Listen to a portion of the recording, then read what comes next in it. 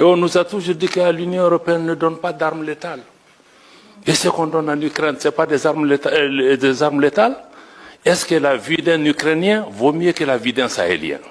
2 poids, 2 mesures. Subitement, il y a la guerre en Ukraine, subitement, les armes létales sont autorisées.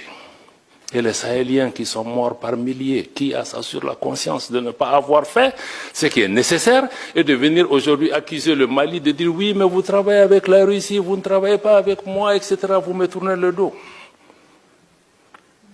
Quelqu'un a posé la question, ancien partenaire, nouveau partenaire. Ça, je vais vous répondre, madame. Parce que les gens ont l'habitude d'utiliser ça, oui, pourquoi laisser un ancien maître pour un nouveau? Mais ça, je crois qu'il faut même sortir de la décolonisation mentale, parce que la Russie n'a colonisé aucun pays.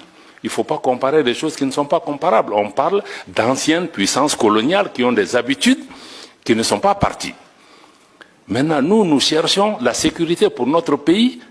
On va là où on trouve, puisque les Européens vous dites que vous ne donnez pas d'armes létales. Le Mali, c'est qu'on a avec la Russie, ce n'est pas des prêts, ce n'est pas des dons, on achète.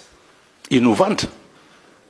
On est parti avec les Européens, avec les Américains, on dit qu'on achète, ils disent qu'ils ne vendent pas. Mais vous voulez que je lutte contre Al-Qaïda, l'État islamique, avec des bâtons? Et subitement, en Ukraine, vous vous êtes rendu compte qu'il leur faut des armes pour se battre. Donc je pense que quand on fait ce genre de comparaison aussi, il faut qu'on se dise, non, nous on n'est pas dans ça. Avec chaque partenaire, on cherche ceux qui peuvent résoudre pour le moment donné. Si c'est la Russie qui peut m'aider sur le plan militaire, je ferai. Si demain, c'est les Américains qui font mon affaire sur le plan économique, je ferai. Si c'est demain les Turcs qui peuvent... Donc moi je pense qu'il faut que les gens comprennent que nous sommes dans ce schéma. Parce que quand le Mali a voulu choisir, on nous a dit que non, vous ne pouvez pas choisir. On dit aux gens, non, tu viens dans ma maison, mais tu me dis que moi je vais dormir dans telle chambre, tu chasses ta femme et ton voisin ne viendra pas chez toi. On était dans ce type de situation. Quelqu'un dit oui, la souveraineté, on en a parlé pendant des années.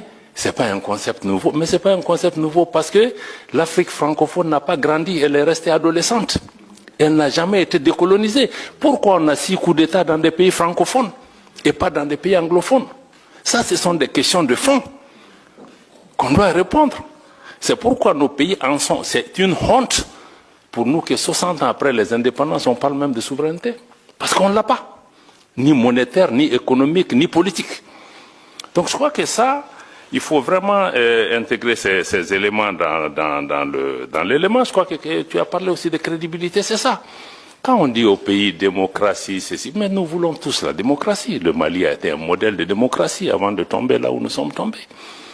Mais il faut aussi regarder les choses dans l'ordre. Mais vous disiez, bon, les pays où il y a eu le coup d'État, on parle de qui? On parle du Niger, du Mali et du Burkina comme s'il y a eu le coup d'État que chez nous.